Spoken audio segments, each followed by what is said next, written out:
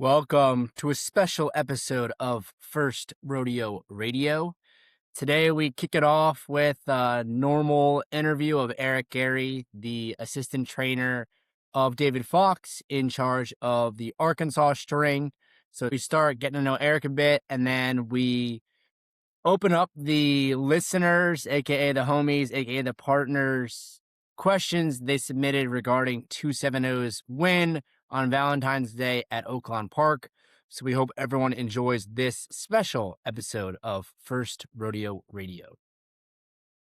First Rodeo Radio, where the race begins. The homies have reached the starting gate, and they're off. Welcome, everybody. We've got a special edition of First Rodeo Radio today.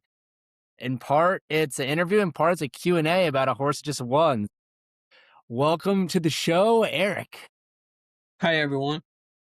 Thanks for joining us. Eric is the assistant for David Fox in charge of the string down there in Arkansas at Oaklawn Park.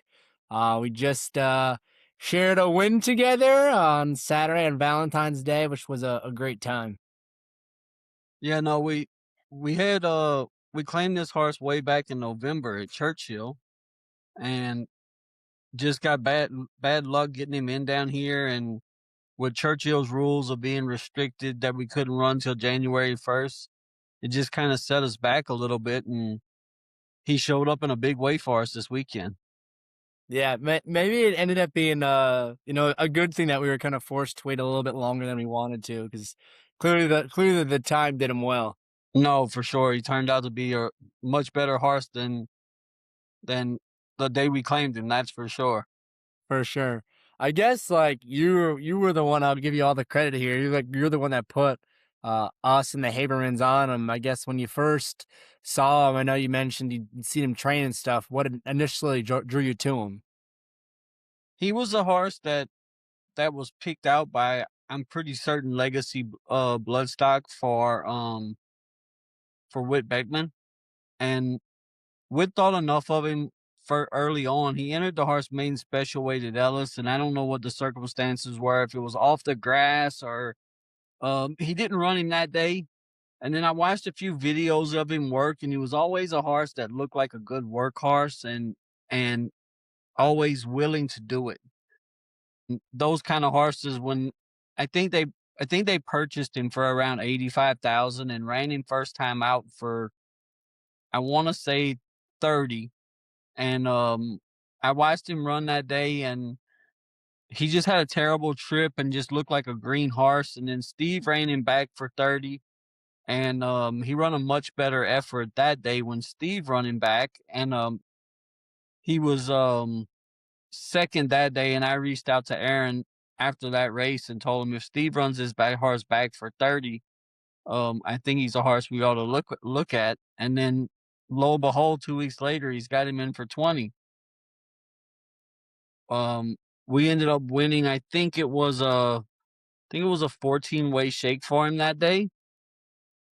Got him settled in down there at our string at the Sports Spectrum, galloped him there for a week or so, and then we shipped down here to Oaklawn, and just bad circumstances. We didn't get him in a timely manner, but he was training really forwardly, and I wanted a 3-year-old race for him. And I got with Matt and Aaron and the boss, Dave, and I told him this horse is just training too good. I need to run him. I think he's going to go the wrong way if we don't. And they were hesitant at first to run him against older, but finally I pushed and pushed till they all got on the same page with me, and everything paid off. In a big way. It was a ton of fun. I think I was telling Eric the morning of the race that, hey, like, not many people will be here today, but if we get a winner, all of a sudden people will come out of the woodshed. So it's a testament to, hey, you got to show up if you want to enjoy the the party after a win. You got to show up, expect the best. No, for sure. And it was a beautiful morning that morning. We trained that morning, and everything was lovely, and me and Matt headed to my house and got cleaned up for the races. We walked out the door, and it was pouring down raining, and it rained all day long. And I mean, it had gotten so dark that I was kind of concerned that they may even cancel the last race because of how dark it was outside. But they let us run, and Arietta gave us a great ride, and we had a great result. Yeah. And then it was good times after, had a few pops, went to DeLuca's, a great meal, great burger. So No, we had a great night. It was a great night. Met some other guys that are interested in the game just like we are, and had a real fun night. that's what it's all about. So I guess to turn it all the way back, for you, Eric, what initially got you into the game and kind of take us through your journey within racing itself? Um, I was probably 13 years old when the bug really bit me. I was always around watching the horses run at the bush track, and finally somebody legged me up on one of the bush track when I think I was 13 or 14. And there's nothing like going fast on a racehorse. It's a total different experience than you can experience doing anything else. And I was hooked from then on. Um, my journey at first, I wanted to be a jock. Through bad circumstances, a couple injuries set me back to a point where I was told that if I went down on another horse, I could end up in a wheelchair, and that wasn't the route I wanted to go. So I turned my attention to training. I trained privately in Louisiana for I think 4.5 years for family, and my uncle passed away unexpectedly, and I packed my family up, moved to Kentucky, and haven't looked back since. Been around some really good horses. Spent some time in a Brad Cox barn, developing young horses.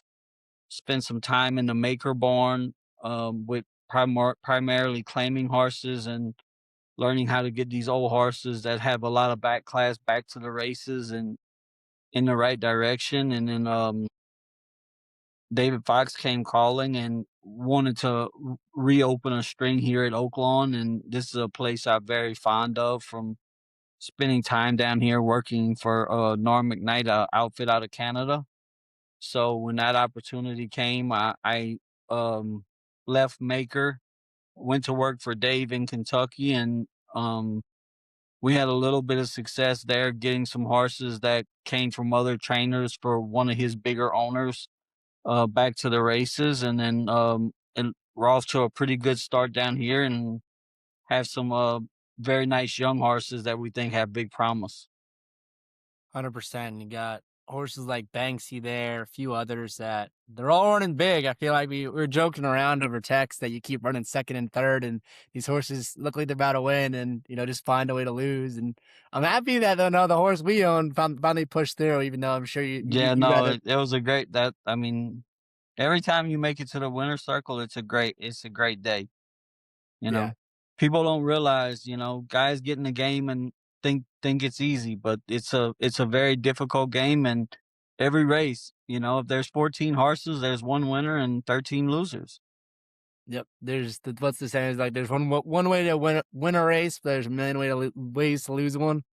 For sure, for sure. Takes lots of, lots of perfect preparation. Without that, you know, you lead these things over, and everybody else is leading over their what they think is their best products. You know, this is a game where people that win at 20% end up in the Hall of Fame. Any other sport, you'd be on the outside looking in for sure. For sure. It's special when you do break through and win one. It means even that much more. I think we had some beginners luck with the first horse we claimed winning at Keeneland, and I don't think we realized. I realized in the moment it was very hard. Then we came back and won again at Churchill, and I turned to Brian, who helps you run things. I go, "We got a problem, Brian. People are gonna start expecting this, and it's I know it's not. I know it's not this easy." No, it's not that easy, that's for It sure. was a humbling year last year, so it was very cathartic on Saturday getting back in winter circle, and yeah, that's why you do it, to compete, to win. Well, that's really kind of what draws me to the sport is that, not only, the camaraderie of everyone that you get to meet along the way, but just being able to compete and, feel the elation of a win is unlike anything else. No, for sure. The winds and I mean, like the way that horse won that night and the backdrop behind it, the darkness, the rain, nobody can ever take it away from us. We'll have that win picture forever. Yep. That'll fly forever on the wall. Gotta hang one up. There's nothing like it, and I think we've got a number of partners very excited now. We got a whole bunch of questions to stream through about old 270 there. I guess the young 270 there. He's just barely 3. I think we'll break it down into we've really got like 3 main types of questions. Just kind of general overview questions, some training stuff, and then next races. First question here they got is, what did old 270 have for breakfast on race day? We feed a feed out of Kentucky called Race 13. It's a very popular feed. Um Tad Brown feeds it, Brad Cox feeds it. A lot of big operations feed that feed. You know, we he got fed early that morning, and usually they get Lasix 4 hours before their race. So usually about 4.5 to 5 hours, we'll pull their feed tub, pull one water bucket, and then leave a half a bucket of water in there with them after they get their Lasix. And from that point on, he knows it's game time. Big time. All right, next question. We kind of just talked through what is the day of look like, but what does the next day look like? What does the next week look like? Kind of take us through the regimen in terms of, okay, he'll walk for X number of days, then get back to the track. Is there So a way you guys so do the things?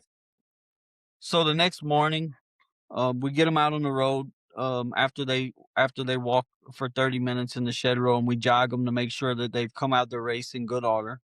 And I was very happy with the way he came out of his race. And then, not on most typical horses, they walk for 4 days after they run.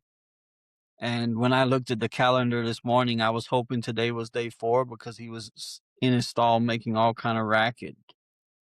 He's a very high energy horse, and eventually he may be a horse that only gets 2 days off after he runs because he has such an intensity and such a high level of energy. Awesome. And then what's his current training regimen look like? And are there any changes you're considering based upon the way he ran, and anticipated next race conditions? He's a horse that needs a little bit extra warming up when he trains, so he jogs 1 full mile, and then he gallops a mile or a little bit over a mile, and usually trains pretty forwardly, so at a little bit faster pace than most horses train.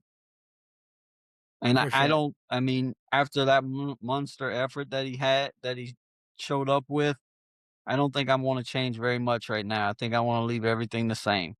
Yeah. I said we're gonna if it doesn't rain, I'm gonna pay the water truck guy to flood the track. Keep everything Yeah, I the mean, same. I hope he's not just a muddy track wonder. I think I really believe he's a really talented horse, and I think mentally he's going to get better and better. Yeah, I'm excited for him. I guess, like, to explain for the person that's kind of new to horse racing, it's, horses every morning they work out. Either they walk around the shed row, they jog on the track, they gallop, which is somewhere between, a jog and what we call a breeze, which a breeze is basically like a race day scrimmage. You're kind of going almost all out. Jock typically isn't asking them for the full effort, or exercise riders ask for the full effort, but that's kind of an explanation of the 4 different ways that horses will work out in the morning. Um, any color to add there, Eric? Did I do a good job explaining Uh, that? yeah, you did a good job explaining it. And like with him, so he ran on the 14th. Typically in our operation, he'll have walked 4 days, so he'll gallop a couple days. We typically have a walk day on Mondays, sometimes Tuesdays if there's a holiday race day where we run on the Mondays here. Um, so he'll walk this come so tomorrow will be his first day back to the track. So he's gonna train.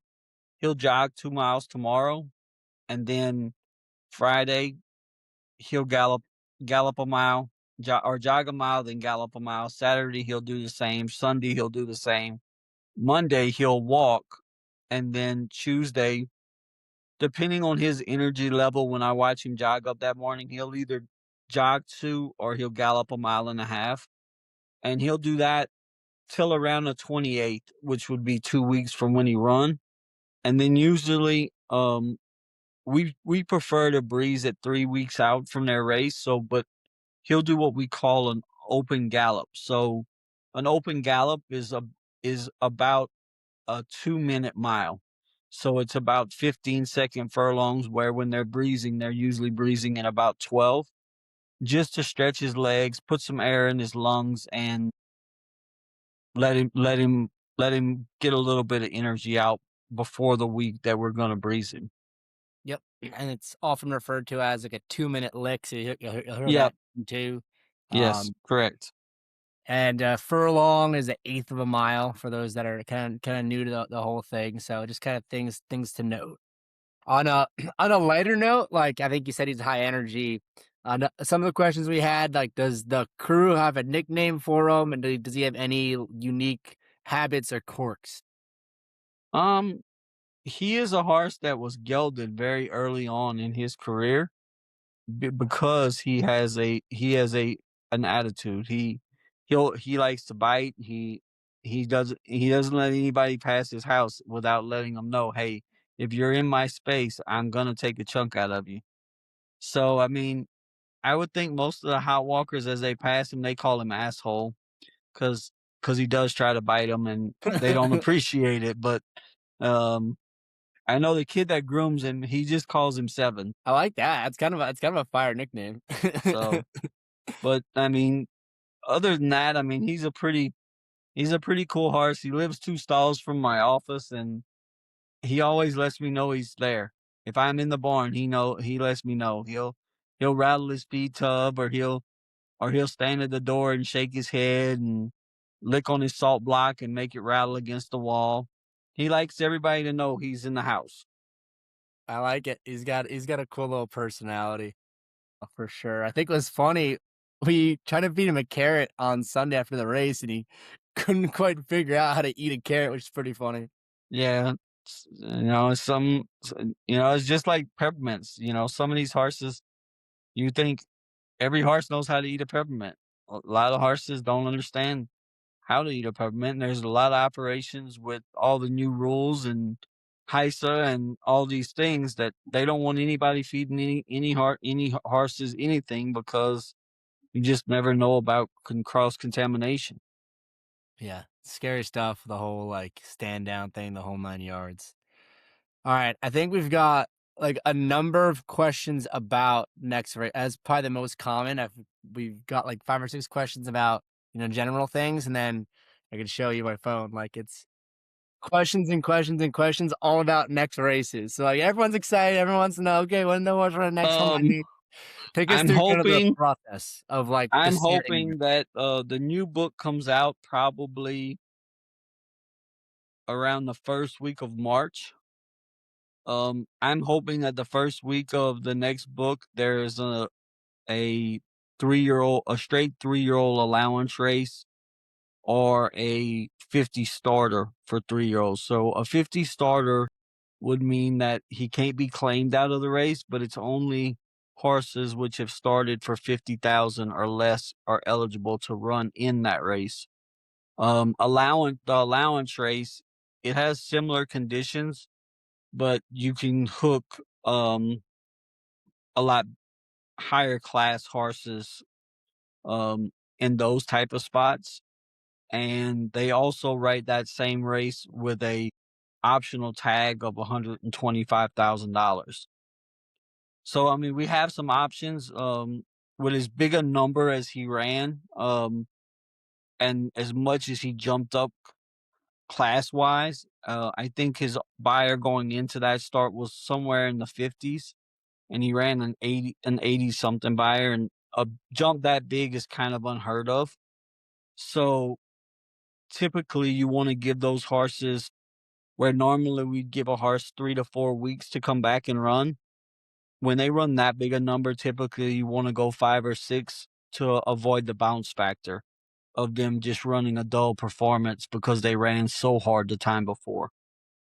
Yep. So the current book expires, or the last day in it is the 15th. So that first weekend back would be 5 weeks out, and the next weekend, which would be my preferred, just for selfish reasons, would be the weekend of the 28th, which would be Arkansas Derby weekend, and we'll have a few of us in town, including myself. So I'm rooting for that, but it's really Yeah.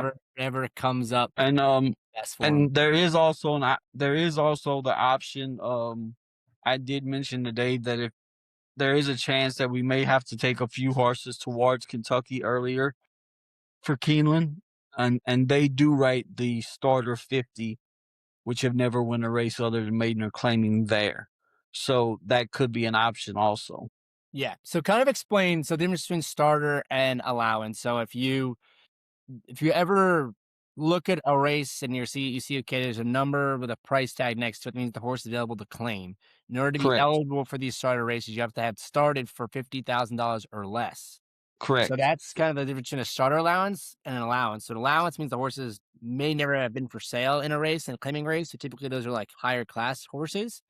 Yeah. As well as maybe you can explain to people, if you go kind of running through your conditions. So you win your maiden claiming a race, he just won a non-winners of two claiming a race. Okay, now if he jumped into an allowance and won, is he still allowed to go back to the starter, or does he have to go from starter to allowance? Um, Typically you would have to go from the starter to allowance. There is some starters that are written just as a starter. So the starter that they have at Keeneland is written for horses which have never won a race other than maiden or claiming. So if he was to win an allowance race, then he would not be eligible for that race.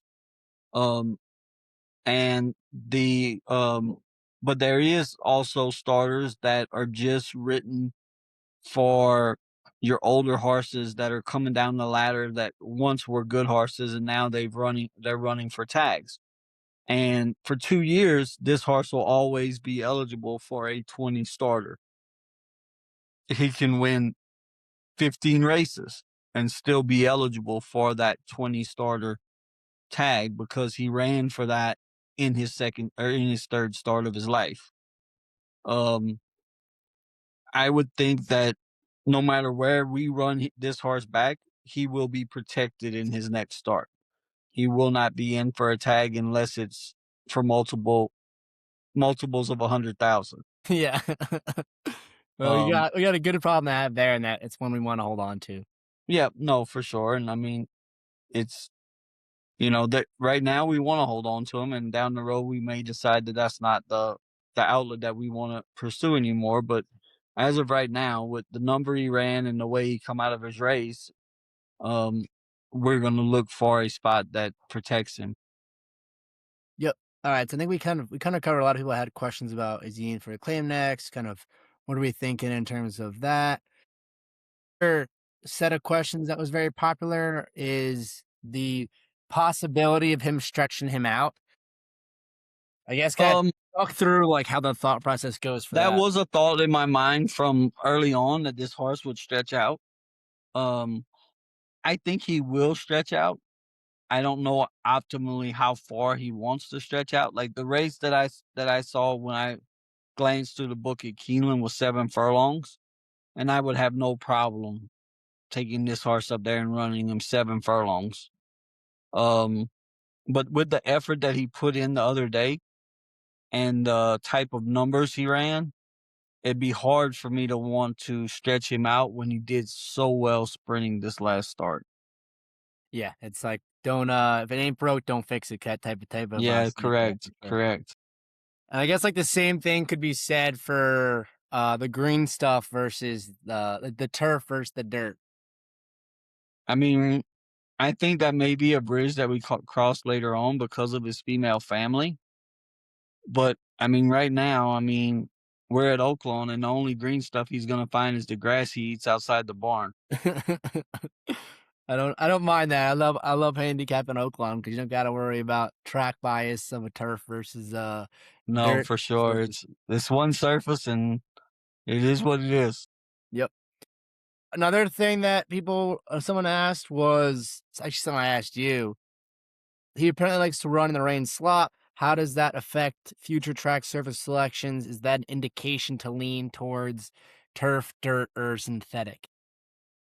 Um, I mean, he's breezed some very, very nice breezes over the dry dirt here. I mean, I just think we've got lucky circumstance wise. I mean, that it did rain that day. But I mean, with the effort he put in that day, I don't know that any horse was beating him on a dry racetrack or a sloppy racetrack. I mean, he ran as fast a time as the 3-year-old Stake ran 2 days later over a dry racetrack.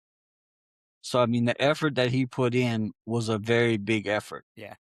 It was a big one. It was a fun one for sure. I think like that's all the questions that people really had. I think that's really it in terms Well, of let me that. see if I can take my iPad. Maybe we can go down to his house and see what he's doing Yeah, that'd be cool. if he don't try to eat it. Hopefully he treats it like a carrot. Yeah. Sarah, wait for me to turn the camera up. Big boy, champion. He's You gonna eating tell him dinner. hello? Yeah, he's just nibbling on his lunch. He was sleeping earlier when they fed lunch, and he decided he didn't want to get up right now. So What's up, Seven? Big no, he boy. can't eat it. He wants to take a chunk. Oh yeah, he's a crazy boy, that's for sure. Cool. Two. Yeah, I guess anything else you kinda wanna add? I feel like on the podcast, we usually kinda go through how people got into racing, which you kinda went through. We kinda just touch upon random questions, and then I usually like to finish it with, like, your ideas if you had the magic wand that could change one thing about horse racing to make it better for the next generation. You got unlimited money, everyone's gonna agree and buy in. Do you have, like, a magic wand, what you would change? I think more uniform rules across all jurisdictions. You know, it makes it very hard on us guys running here. And say Matt calls and says, "Hey, I want to run this 270 in Kentucky next time or New York," and you know, we got to call a vet up there and see, hey, with this medication, is he eligible to run now, or with that medication? Some jurisdictions allow things that other jurisdictions don't, and that was what HISA was supposed to do for us. It was supposed to give a level playing field across all jurisdictions, and they have never really lived up to that end of the deal. You know, they they penalize people for things and don't tell you why, or you miss a date. You know, like with their rules, we can inject horses, but we can only do it in certain time periods. And if you miss a date by one day, they want to chastise you. But if they do something wrong or they fail to tell you about a new rule, oh well, you should have just known about it. So I think more uniformity across all jurisdictions would make it a more level playing field and better for the horses involved. Yeah, and even, like, on the ownership side, I feel like there's so many different, like, licenses you gotta get and so many different rules in terms of, like, New York, you're supposed to only be certain colors versus other states don't really care. You have to, like, get fingerprinted in for certain states don't care. Like, I think just uniformity across the board, like, treating it like, the same sport because I mean, to the common fan, It is the same is the sport. same. So Yeah, why exactly. there's a lot of, like, bureaucratic, like, waste too, in the fact that, like, because all these jurisdictions exist, there's a lot of, like, wasted horseman money that kind of goes to paying the salaries of people that, the official in Arkansas and the official in New York that, they're doing essentially the same job. Where if that could just be like one person instead of two, okay, like you're saving, one full person's salary. And No, oftentimes there's probably like spots in the track where people can't fill jobs. So it's not like you're eliminating jobs per se. It's just you're having that dollar go, to more useful places than just, crossing T's, dotting I's, sending out, you know, no, for nutty sure. notes. So And I mean, I think that's the biggest thing is, more uniformity and just, a level playing field for everyone. Yeah, for sure. But yeah. All right, Eric. Well, that was a ton of fun. We can finish the rapid fire questions if you want. Yeah, we can do them if you want. All right. Your favorite racetrack? I would have to say Oaklawn. Favorite horse of all time? Until I went to work for David Fox, I probably had a few, but right now I think it has to be Reef Runner. All right, hell yeah. He ran huge on Saturday. Saturday's a great day for the Fox Barn. For those of you Yes, that it don't was. know, what we watched from The Office, the barn win a $2 million race in Saudi at 9:30 in the morning, and then we closed the day out at like 5:45 p.m. winning a 40K race, a 40K purse at Oaklawn. Yep. Great day, that's for sure. Yep. And then next question, rapid fire, is favorite like big race day to attend. So a Derby, a Belmont, a Breeders' Cup, Saturday. Um, I would have to say Belmont because I've been fortunate. I've been to two Belmonts. I was sitting at a table at Evangeline Downs when American Pharoah crossed the wire in the Rebel, and my wife and some friends were sitting there, and I said, "I'm booking tickets to the Belmont." I said, "We'll see a Triple Crown winner," and everybody at the table kind of laughed at me and said, "You're crazy." And I said, "The horse y'all just watched win in Arkansas will win the Triple Crown." Um, so we booked tickets to Belmont, and I got the pleasure of sitting in the old section of Belmont to the far right of the racetrack. And I was probably the youngest person in that area of the racetrack by about 30 years. And to see old men and old ladies cry when a horse crossed the finish line, it was pretty special. And then I was fortunate enough when I moved to Kentucky. I helped run the break-in division at WinStar the year Justify was there. And when I left from there, I wanted to be back on the racetrack. I went up to Saratoga for Nick Zito and was up at Saratoga when he came up for Belmont. So we drove down to the city and got to get in a win picture there with a very special horse. So Very I've been to the Belmont twice and seen two Triple Crown winners. So I'd have to say that's my favorite day of racing. pretty good striking record there. You have to let me know next time you go to the Belmont with next time we have a horse, win the first two. I'll have to text you and be like, "You going?" That's it. All right, last two questions. Could be horse racing related, could be non-horse related. When you hear the word successful, who is the first person you think of? Successful in the racing business would be Lucas. What he did for such a long time at such a high level was just spectacular. Good deal. All right, last one is any advice to your younger self? Probably find a job that didn't take 7 days a week out of my life, but I don't know that I'd want to do anything else but this. I'm missing it. I was there 2 days waking up at 4:30, and I was like, I'd rather be waking up at 4:30 and going to the track than logging onto my computer.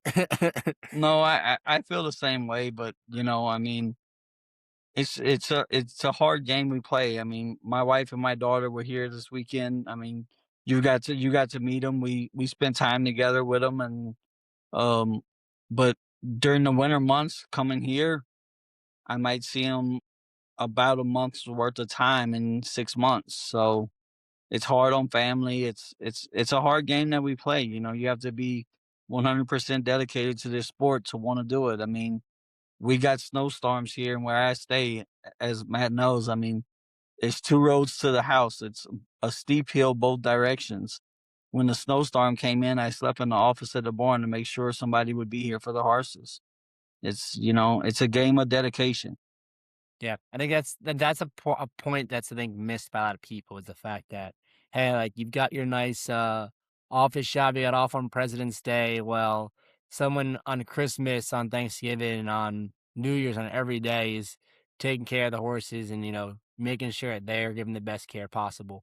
No, these guys that do the work, most of them are immigrants, and You know, they're away from their families too. Most of them have families in Guatemala, Mexico, um, Puerto Rico, and they stay here. They live on the grounds and they care for these animals like they're their family.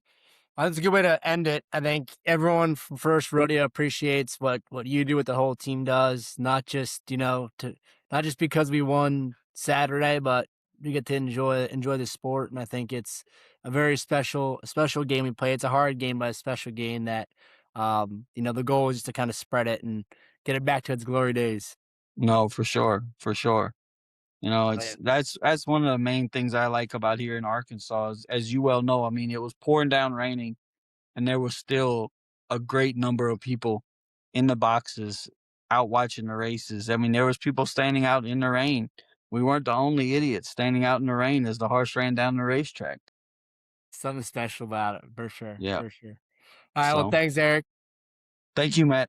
Have a good evening, and hopefully we have many more wins together. Yes, sir.